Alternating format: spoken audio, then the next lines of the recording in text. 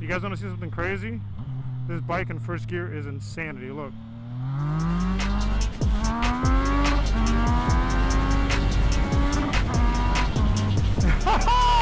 That was no clutch, people. No clutch. Oh, man. If your bike doesn't make you feel that way, you got the wrong bike. You got the wrong bike, man. Welcome back, people. I'm so bad at intros, dude. Welcome back. I don't know what to do. I'm not a creative guy. Welcome back to Riding with Zeus. It's another casual day for me. Another beautiful day for me in reality because I'm alive and I'm riding this beast. If you don't got a sport bike, you're missing out. Right now the tires are warm, so I can't show you. I can show you a little bit. I kind of know what I want to talk about today. I think I'm going to get gas real quick though. Y'all don't notice, but I'm listening to some bangers. Alright, topic of the video, alright? Some different life events that I think make sense to why, to get rid of a bike. Alright people, we gassed up and now we are out of here.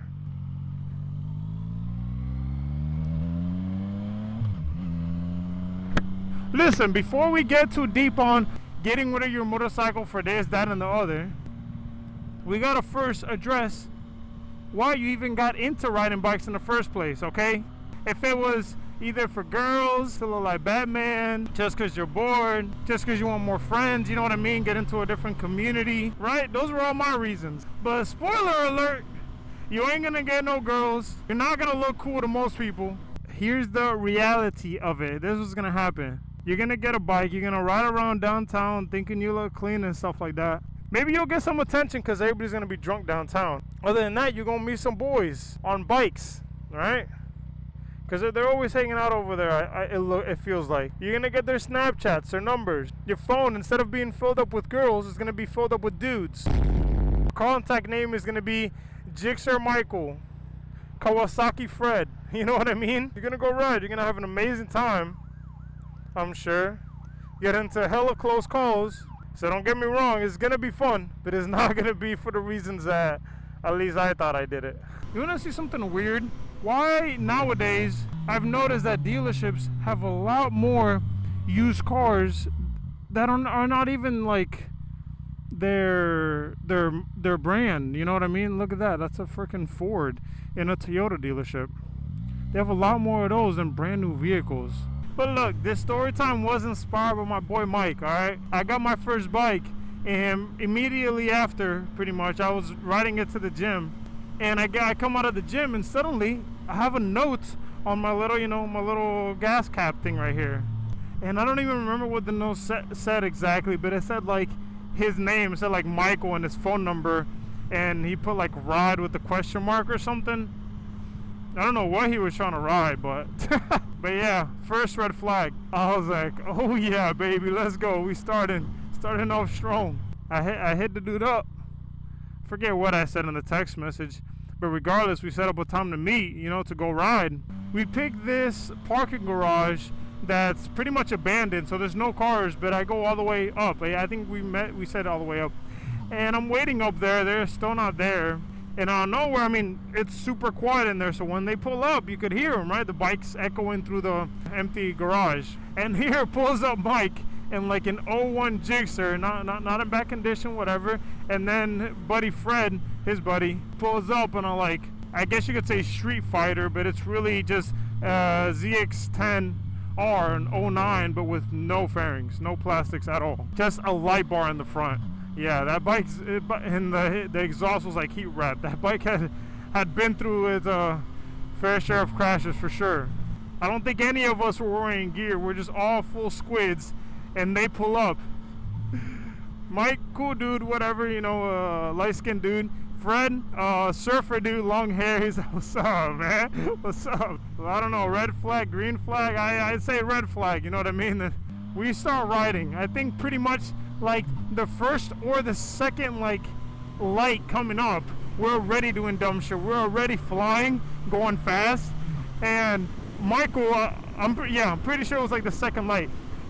Michael, we were going so quick to trying to keep up with each other or whatnot that we come to like a light that's turning red, so it's yellow, and me and Fred, we kind of stop, right? But Michael, he's trying way too hard to catch up, and he flies past the light, and the light turns red, and he flies past it with his rear tire locked up because he obviously was trying to brake and it didn't brake in time, and you just see him go with the smoke trail behind him. Third red flag. But again, in the moment, in my mind, I was like, sick, dude.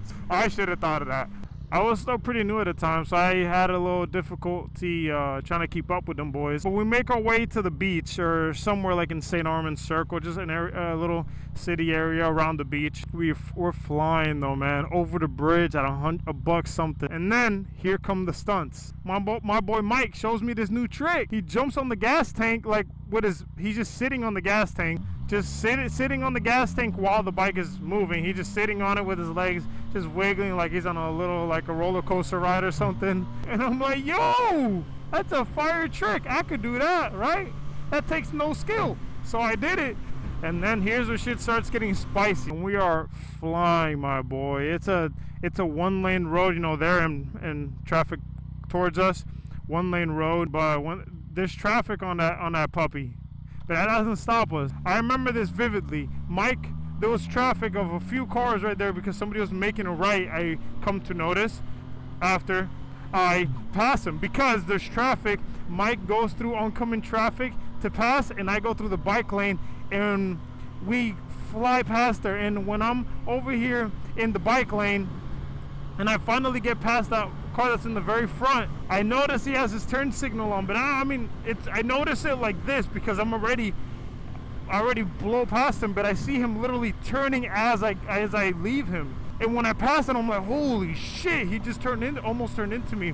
I look to my left, and Michael's just like how this car is, like right next to me, and we're like, yeah. And like, I wish this is the main reason I'm recording, because I wish in those moments I was recording.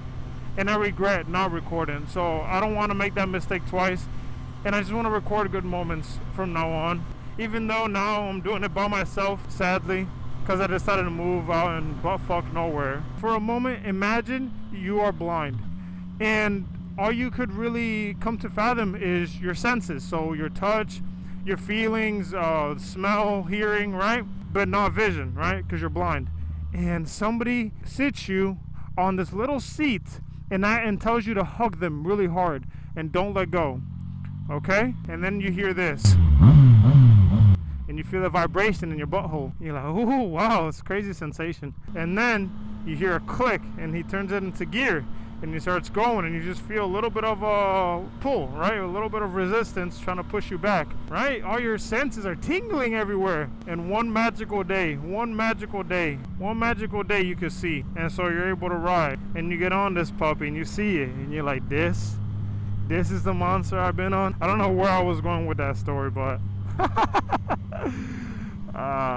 man, riding a bike is much more than people make it out to be, man. It's really a test of all your senses working together to make sure you control this beast. And that's what you'll come to realize when you'll come to realize after you get the bike. Because in the beginning, it's all about, you know, about the girls and the friends and the community and looking good, this and that. It's like a honeymoon, right? It's like you get into that honeymoon phase. But soon, hopefully, you know, through some situations in life that aren't too catastrophic, you're gonna come to realize that it's the danger is real. You're not invincible. Things can happen to you, and you're gonna be faced with the decision of, should I keep riding and risk my life, or should I keep riding and have fun? You know what I mean? Enjoy it. And it's not an easy call to make, people. It's really not, because I mean, yeah, you could let it go, this and that, but you're gonna have some regret. But really, there's a select few reasons why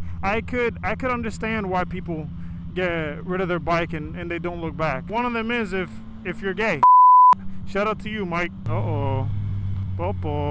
Who's on whose tail now? No, buddy, stay calm. Stay right there. Oh shit.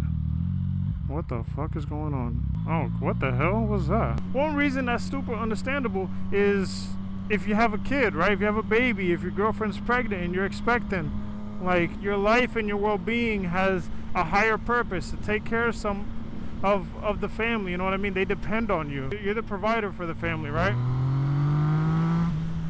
And that's why you need torque, all right? That's why you need torque, because in a red light, you don't got to downshift. You just...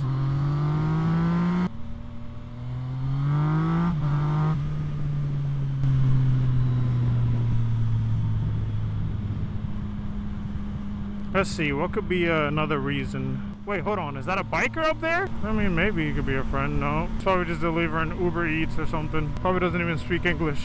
Another reason, which is my reason why I let the bike go for a year, is because my buddy Mike, shout out to Mike, dude. He lost the under part of his leg, so under his knee, and he's good now, you know what I mean? Thank God. But in the beginning, it was just something just that, you know, came out of nowhere, and it was just kind of crazy, man. And that this was only like 2 years ago, but before that, I kind of felt like, you know, me and my boys, we were invincible. And also, since I moved out here up north in an area where it snows, and I was living in some apartments, winter was coming, so I had to kind of figure it out. So I just said, oh, let me get rid of this, you know what I mean? Life kind of hit, and I feel like in a lot of cases that's what happens to a lot of people, man.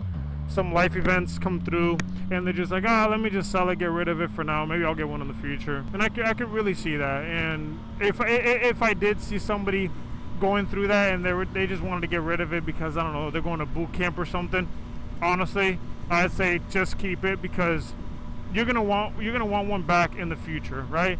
Keep it in storage, keep it in the garage, let it sit for a little bit, and then ride it when you want to. I really don't think you should get rid of the bike unless you feel fully committed that you're not gonna be riding no more. Just from my experience, I wish I never got rid of none of my bikes, none of my cars. I wish I never got rid of anything. I regret selling almost everything. And the reasons I had to sell many things is because life hit. I had to start school, I had to do this, I had to do that. So I get it. Life happens, you know what I mean? We're not rich, you know? Also, another reason I can see why you would get rid of the bike is if you're a fuckboy. Stop it. Get some help.